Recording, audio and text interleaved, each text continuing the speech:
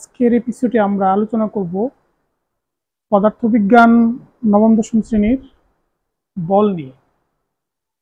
আমরা সাধারণত জানি বল হচ্ছে যে বাহ্যিক কারণে কোনো স্থিতিশীল বস্তু গতিশীল হয় কিংবা কোনো গতিশীল বস্তু তার গতির জন্য তার অবস্থার পরিবর্তন হয়, তখন আমরা সেটাকে বল বলি।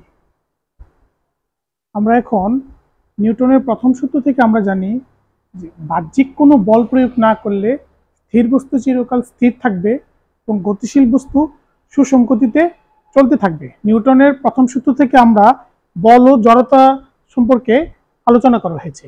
আমরা যে জড়তা যদি জানি, যে জড়তা হচ্ছে সাধারণত যে প্রত্যেক বস্তু যে অবস্থায় আছে সে অবস্থায় থাকতে চাওয়া প্রবণতাকে জড়তা বলা হয়। জড়তা দুই ধরনের, এক হচ্ছে স্থিতি জড়তা,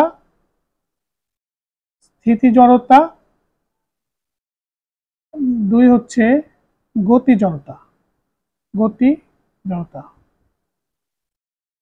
আচ্ছা, আমরা স্থিতি জড়তার উদাহরণ আমরা বলতে পারি যে আমরা যখন যে শীতের সময় কোনো একটা কম্বলকে বা যে কোনো সময় কোনো একটা কম্বলকে যখন আমরা কোনো একটা তারের মধ্যে আমরা ঝুলন্ত অবস্থায় রেখে আমরা কোনো কঠিন কোনো কিছুতে হিট করার পর কম্বলটা তার অবস্থান থেকে অন্য একটা অবস্থায় চলে যায়। আমরা যখন বল প্রয়োগ করার পর তার স্বাভাবিক অবস্থা থেকে অন্য একটা অবস্থায় চলে যায়, তখন যে কম্বলের মধ্যে যে ধুলা আছে সেটা কিন্তু সামনে চলে আসে, অর্থাৎ যে ধুলাগুলা যেখানে আছে সে অবস্থায় থাকতে চায়। আঘাত করার পর, বল প্রয়োগ করার পর সে স্বাভাবিক অবস্থা থেকে অন্য একটা অবস্থায় চলে গেছে, তখন আমরা সেটাকে বলি স্থিতি জড়তা। এবং গতি জড়তা সম্বন্ধে আমরাও জানি যে আমরা যখন কোনো একটা চলন্ত গাড়িতে আমরা উঠবো, ওঠার পর গাড়িটা যখন চলবে, চলার সাথে সাথে আমাদের শরীরের অংশ গতিশীল হবে।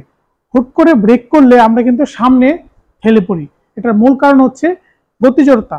অর্থাৎ গতি জড়তা হচ্ছে বস্তুটা যে অবস্থায় আছে সে অবস্থায় থাকতে চাওয়ার প্রবণতা। স্থিতি জড়তা আসতে যে বস্তুটি স্থির আছে, স্থির থাকতে চাওয়ার যে প্রবণতা, সেটা হচ্ছে স্থিতি জড়তা।